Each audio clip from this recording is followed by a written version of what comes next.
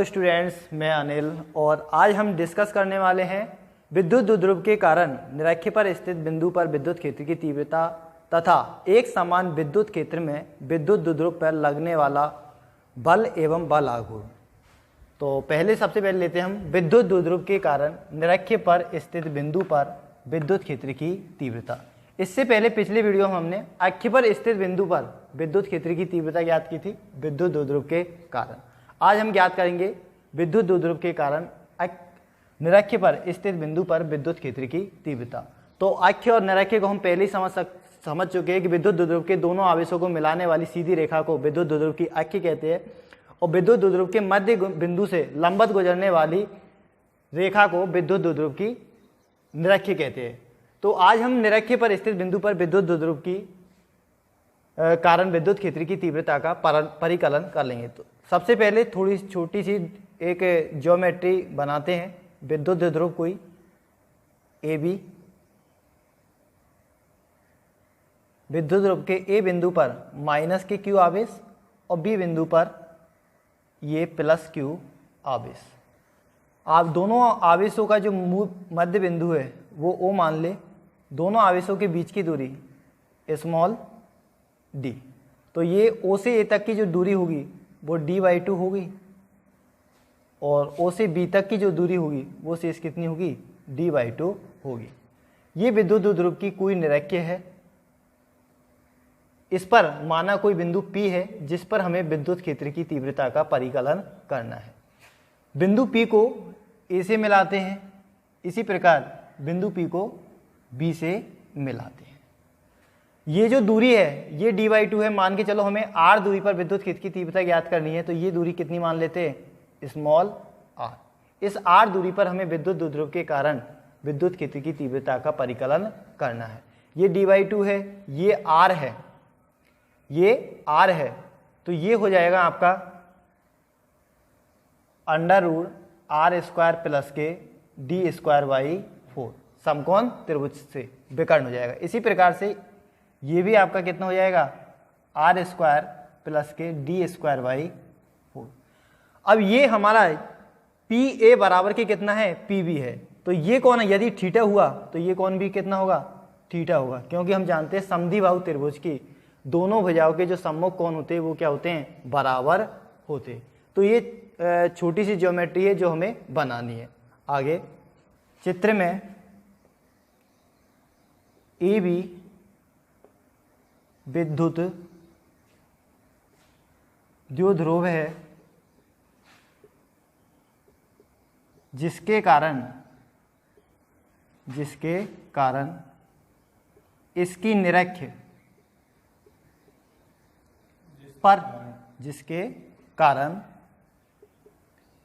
निरक्ष पर स्थित बिंदु P पर विद्युत क्षेत्र की तीव्रता ज्ञात करनी है। तो हमें यह करना है AB विद्युत द्विध्रुव है और इसके कारण बिंदु P पर निरक्ष पर स्थित बिंदु P है जिस पर हमें विद्युत क्षेत्र की तीव्रता का परिकलन करना है। माना निरक्ष पर स्थित बिंदु P द्विध्रुव के मध्य बिंदु O से स्मॉल r दूरी पर स्थित है, तब विद्युत द्विध्रुव के माइनस q आवेश के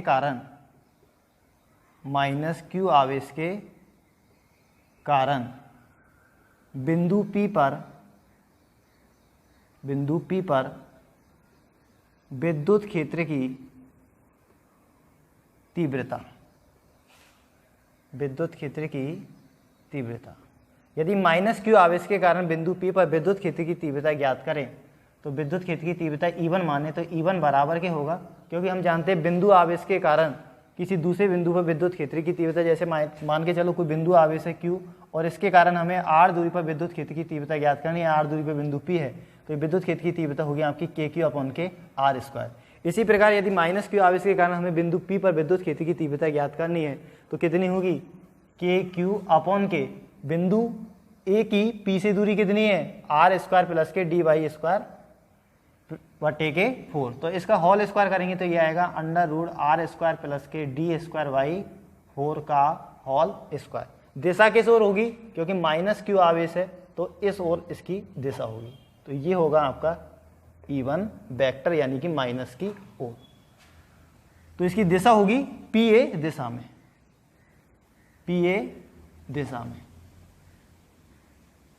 समीकरण नंबर दूसरा या E1 बराबर के, E1 वेक्टर बराबर के, इसे सॉल्व करके लिख लेते हैं। KQ/K होल स्क्वायर करेंगे तो ये अंडर रूट हट जाएगा, r² + के d²/4 PA दिशा में, PA दिशा में। समीकरण नंबर 1,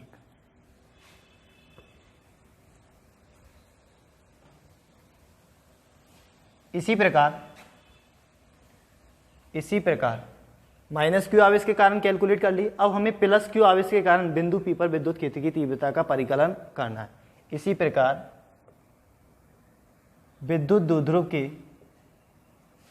+Q आवेश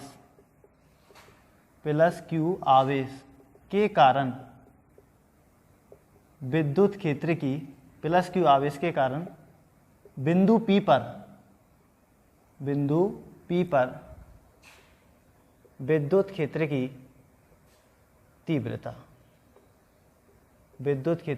तीव्रता, यदि +Q आवेश के कारण बिंदु P पर विद्युत क्षेत्र की तीव्रता को हम E2 माने तो E2 वेक्टर बराबर के होगा आपका KQ/K, दूरी कितनी है, वही r² √r² + के d²/4, तो इसका होल स्क्वायर करेंगे तो अंडर रूट हट जाएगा, r² + के d²/4।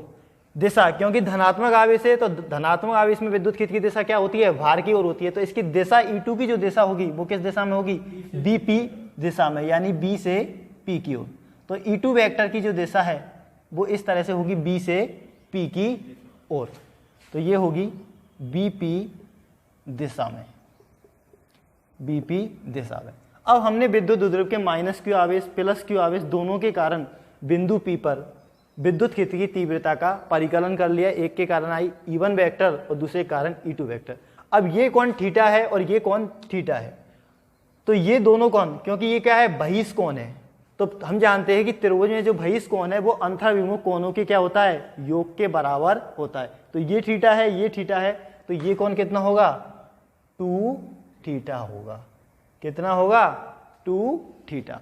अब हमें इन दोनों आवेशों के कारण बिंदु P पर परिणामी विद्युत क्षेत्र की तीव्रता का परिकलन करना है। अब हम जानते हैं कि दोनों सदिश हैं, E1 वेक्टर और E2 वेक्टर, दोनों के बीच का कोण कितना है, 2 थीटा है। तो हम पहले भी पढ़ चुके, पहले वीडियो में भी समझ चुके कि एक सदिश मान के चलो P वेक्टर है, दूसरा सदिश इससे Q वेक्टर थीटा कोण पर है, तो इनका परिणामी होता है r बराबर के √P² + के Q² + के 2PQ cos theta, cos theta. तो ऐसे ही यहाँ दो सदिश है, E1 वेक्टर और E2 वेक्टर, इन दोनों सदिशों को हमें क्या करना है, परिणामी ज्ञात करना है। इन दोनों के बीच का कोण कितना है, 2 थीटा है। अतः विद्युत द्विध्रुव के कारण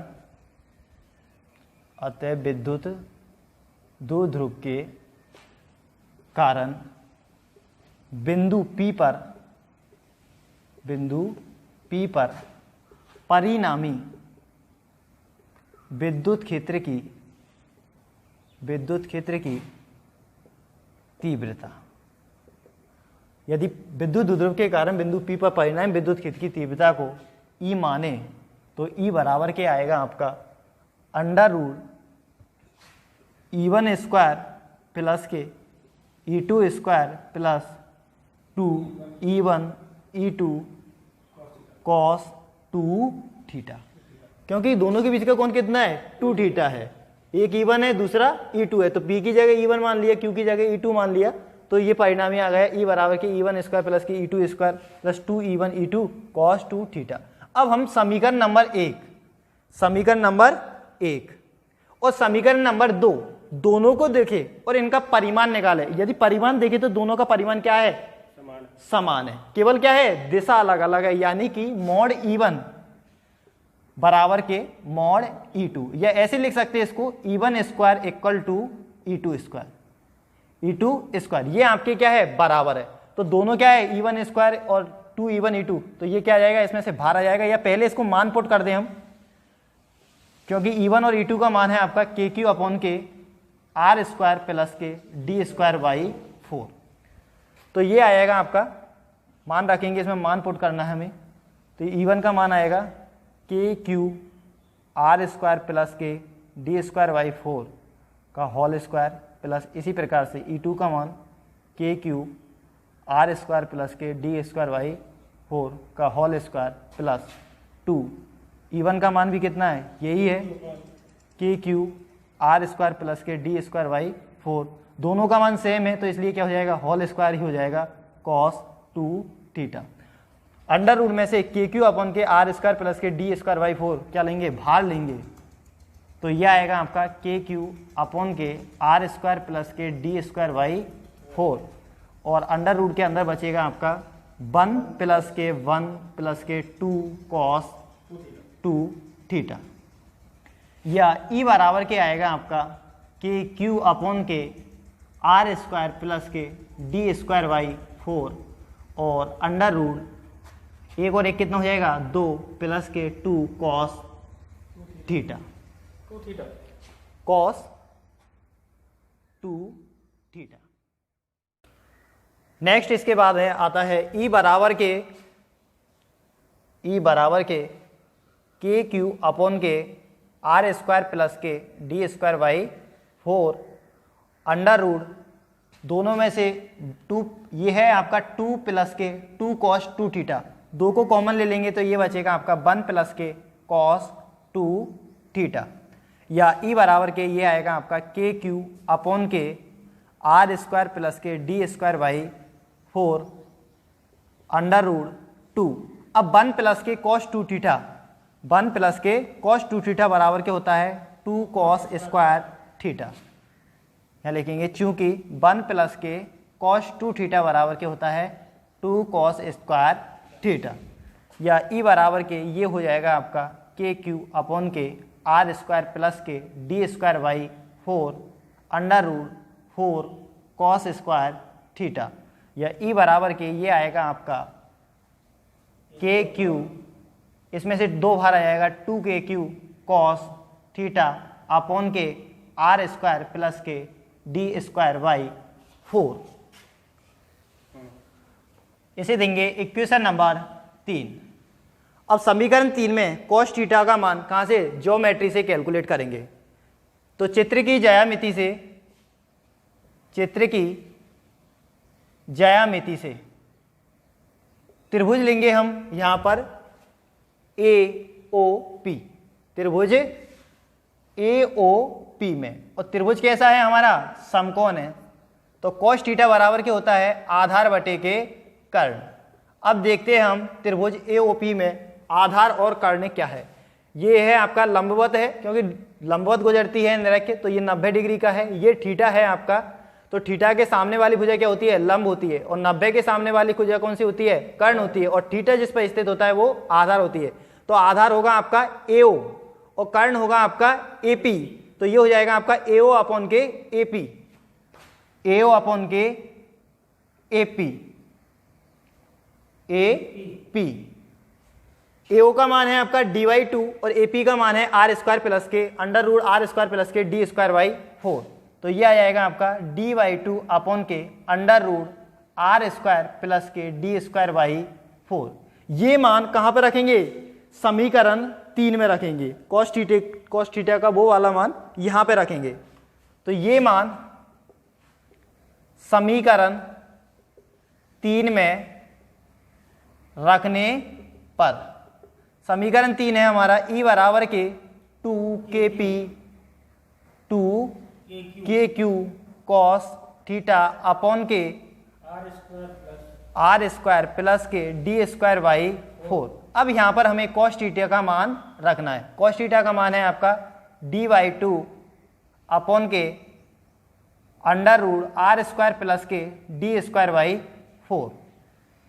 ये 2 से 2 कैंसिल हो जाएगा और ये आएगा आपका ई बराबर के क्यू डी अपॉन के आर स्क्वायर प्लस के डी स्क्वायर बाई 4 की पावर 3/2, क्योंकि ये एक पावर है और ये कितनी है आधा, तो 1 प्लस के आधा बराबर के कितना होता है 3/2। ये आधा ये 1 तो कितनी हो गई 3, या ई बराबर के होगा आपका के पी अपॉन के आर स्क्वायर प्लस के डी स्क्वायर बाई 4 की पावर 3/2, चूंकि पी बराबर के क्यू डी बराबर के होता है आपका विद्युत द्विध्रुव आघूर्ण, विद्युत द्विध्रुव आघूर्ण, जो हम पिछले वीडियो में डिस्कस कर चुके हैं। समीकरण नंबर 4, चूंकि R square very very greater than D square by 4, R square very very greater than D square by, ऐसा क्यों होता है? क्योंकि विद्युत द्विध्रुव आदर्श विद्युत द्विध्रुव होता है, उनके दोनों आवेशों के बीच की दूरी क्या होती है बहुत कम होती है, और आर निरक्ष पर स्थित बिंदु है जिसकी दूरी क्या होती है बहुत ज्यादा होती है, यानी कि यदि डी की बात करें तो ये क्या होती है आपकी एंगस्ट्रम के लगभग होती है, यानी 10 की पावर -10 में होती है, और आर जो है आपकी मीटर या सेंटीमीटर में होती है। तो आर स्क्वायर की तुलना में हम डी स्क्वायर बाई 4 को क्या मान सकते हैं नगण्य मान सकते हैं, चूंकि R square very very greater than D square by 4, अतः आर स्क्वायर की तुलना में डी स्क्वायर बाई 4 को नगण्य मानने पर समीकरण 4 से क्या आएगा आपका ई बराबर के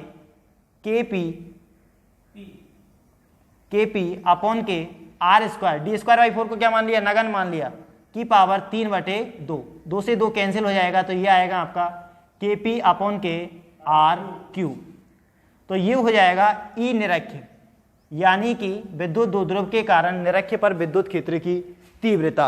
अब हम देख रहे हैं कि पिछले वीडियो में हमने अक्ष पर विद्युत क्षेत्र की तीव्रता कितनी ज्ञात की थी, ई अक्ष बराबर के कितना होता है 2 kp अपॉन के आर क्यूब, और यहां पर ई निरक्ष यानी कि निरक्ष पर विद्युत क्षेत्र की तीव्रता कितनी आ रही है kp अपॉन के आर क्यूब।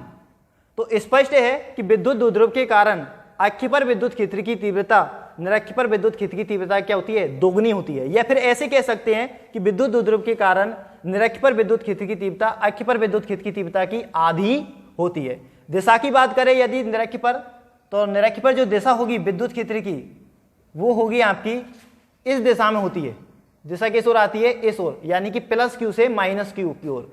विद्युत द्विध्रुव की दिशा क्या होती है -q से +q की ओर। तो निरक्ष पर स्थित विद्युत क्षेत्र की जो तीव्रता की जो दिशा आती है वो विद्युत द्विध्रुव की विपरीत दिशा में आती है। तो निरक्ष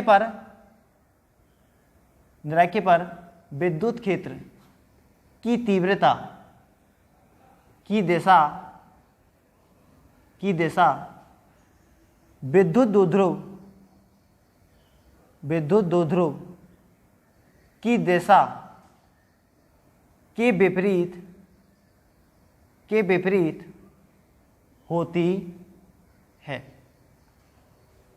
नेक्स्ट टॉपिक है हमारा एक समान विद्युत क्षेत्र में विद्युत द्विध्रुव पर लगने वाला बल एवं बल आघूर्ण, यानी कि इस टॉपिक के अंतर्गत हम कैलकुलेट करेंगे यदि कोई मान के चलो विद्युत द्विध्रुव है एक समान विद्युत क्षेत्र में स्थित है तो उस पर लगने वाला बल कितना होगा और बल आघूर्ण कितना होगा। तो पहले तो हम एक समान विद्युत क्षेत्र को समझे कि एक समान विद्युत क्षेत्र क्या होता है। एक समान विद्युत क्षेत्र क्या होता है?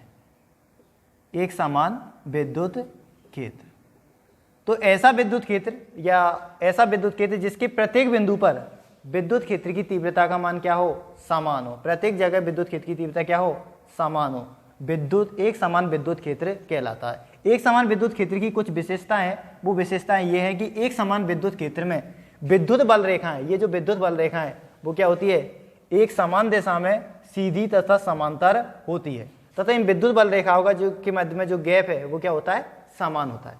तो हमारा ए बी विद्युत द्विध्रुव है जो ए बी विद्युत द्विध्रुव है जो एक समान विद्युत क्षेत्र में स्थित है। बिंदु ए पर माइनस क्यू आवेश, बिंदु बी पर प्लस क्यू आवेश स्थित है। तो चित्र में लिखेंगे यहाँ पर, चित्र में एक समान विद्युत क्षेत्र ई में एक विद्युत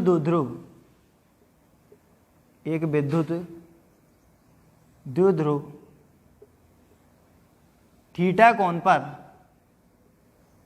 थीटा कोण पर स्थित है। यानी कि विद्युत द्विध्रुव की जो दिशा है वो विद्युत क्षेत्र से क्या है, थीटा कोण पर है। विद्युत क्षेत्र रेखाएं ये हैं और विद्युत द्विध्रुव हमारा कैसे रखा है, ऐसे रखा है, यानी थीटा कोण पर स्थित है। तो चित्र में एक समान विद्युत क्षेत्र ई में एक विद्युत द्विध्रुव थीटा कोण पर स्थित है। अब थीटा कोण पर स्थित है तो देखो इसके माइनस क्यू आवेश पर लगने वाला बल और प्लस क्यू आवेश पर लगने वाला बल। प्लस क्यू आवेश पर लगने वाला बल होगा एफ वेक्टर बराबर के क्यू ई वेक्टर, क्योंकि हम जानते हैं ई बराबर के क्या होता है, एफ अपॉन के क्यू होता है। क्या होता है, एफ अपॉन के क्यू। तो एफ बराबर के क्या हो जाएगा, क्यू ई। और ये बल किस पर लगेगा, इस धनात्मक आवेश है तो इसके विद्युत क्षेत्र की दिशा में लगेगा। किस दिशा में लगेगा, विद्युत क्षेत्र की दिशा में। दूसरा, इस पर माइनस क्यू आवेश पर लगने वाला बल क्या होगा, इसकी विपरीत दिशा में होगा, लेकिन परिमाण में क्या होगा, समान होगा। यानी एक तो होगा एफ बराबर के क्यू ई और दूसरा होगा एफ बराबर के माइनस के क्यू ई। यानी कि दोनों बल लगने वाले जो बल परिमाण में तो क्या है, समान है, परंतु विपरीत दिशा में। तो आगे लिखेंगे, चूंकि विद्युत द्विध्रुव के दोनों आवेशों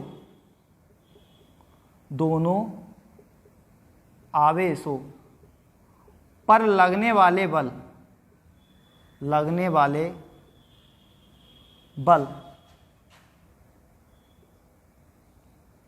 परिमाण में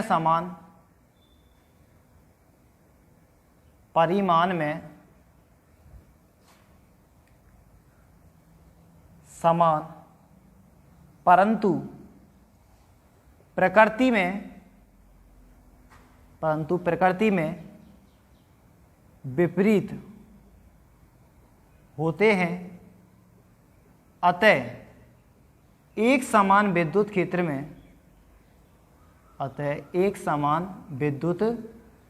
में विद्युत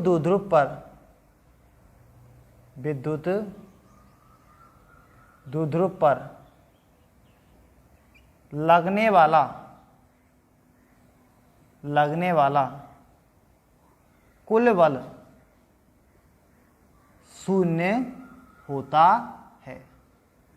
लगने वाला कुल बल क्या होता है, शून्य होता है, क्योंकि एक दूसरा धनात्मक है, दोनों परिमाण में समान है परंतु प्रकृति में विपरीत है। तो इनका टोटल निकालेंगे, एफ टोटल निकालेंगे तो एफ टोटल बराबर के आएगा आपका क्यू ई माइनस के क्यू ई बराबर के 0। तो विद्युत द्विध्रुव चाहे किसी भी एंगल पर स्थित हो, एंगल से मतलब नहीं है हमारा, विद्युत द्विध्रुव किसी भी कोण पर स्थित हो एक समान विद्युत क्षेत्र में, तो उस पर लगने वाला कुल बल कितना होता है, शून्य होता है। यानी कि एक समान विद्युत क्षेत्र में विद्युत द्विध्रुव पर लगने वाला कुल बल शून्य होता है। लेकिन हम यहाँ देख रहे हैं कि जो विद्युत द्विध्रुव के दोनों आवेशों पर जो लगने वाले बल हैं वो परिमाण में समान है, प्रकृति में विपरीत है, लेकिन एक क्रिया रेखा में नहीं है। एक क्रिया रेखा का मतलब है जैसे ये विद्युत द्विध्रुव का एक बल इस दिशा में लग रहा है तो दूसरा इसी की सीध में नहीं है। कहां से है, नीचे से है। ये विद्युत द्विध्रुव है तो एक ऊपर की तरफ है, दूसरा नीचे की तरफ है। तो अब ये लगने वाले बल का कुल मान तो क्या हो जाएगा, शून्य हो जाएगा। अब इसका कुल मान का मान शून्य है, लेकिन ये इसको क्या करेंगे, घुमा देंगे। एक द्विध्रुव को इधर से खींचेगा, एक द्विध्रुव को इधर से खींचेगा। तो ये द्विध्रुव को क्या कर देंगे, एक समान विद्युत क्षेत्र में घुमा देंगे। तो लगने वाला कुल बल तो शून्य है, लेकिन बलाघूर्ण शून्य नहीं होगा। तो आगे लिखेंगे हम, चूंकि विद्युत द्विध्रुव पर लगने वाले बल एक क्रिया रेखा में नहीं है, अतः ये अतः ये एक बल आघूर्ण का एक बल आघूर्ण का निर्माण करते हैं तथा विद्युत द्विध्रुव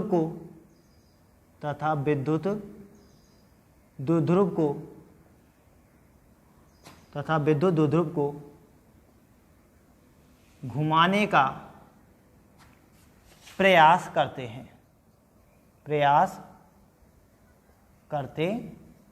हैं।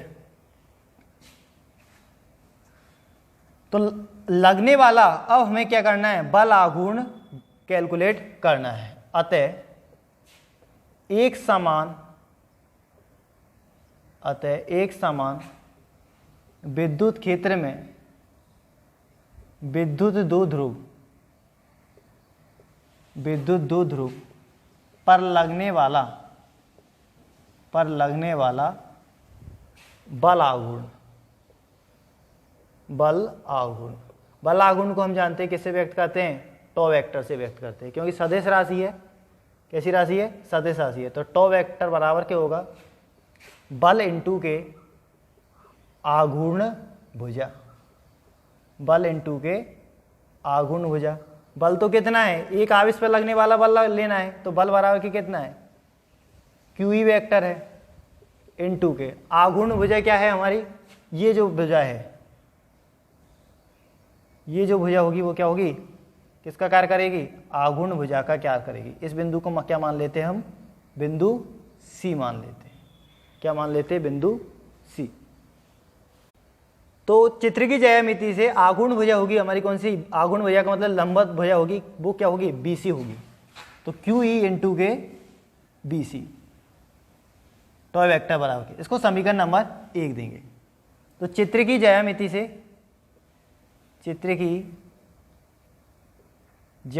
से समकोण त्रिभुज कौन सा है हमारा यहाँ पे, ACB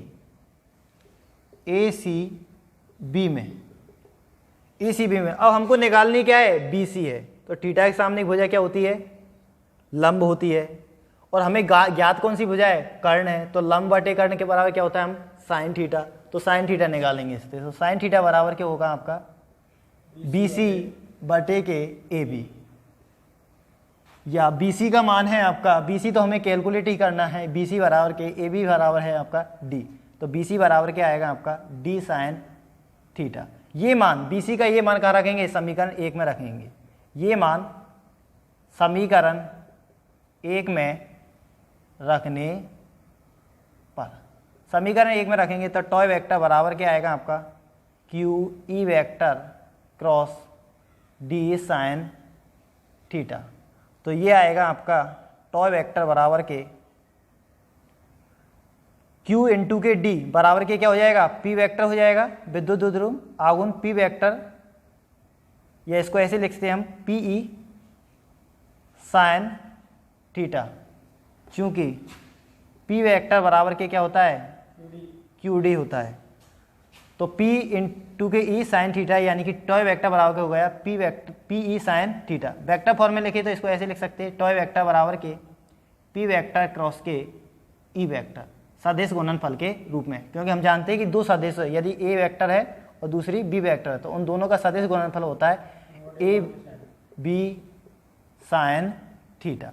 मोड का चिन्ह है, यदि मोड चिन्ह नहीं लगाए तो ऐसे भी लिख सकते हैं हम AB sine theta n cap, जो एन कैप इसकी किस बल आघूर्ण की दिशा को व्यक्त करता है।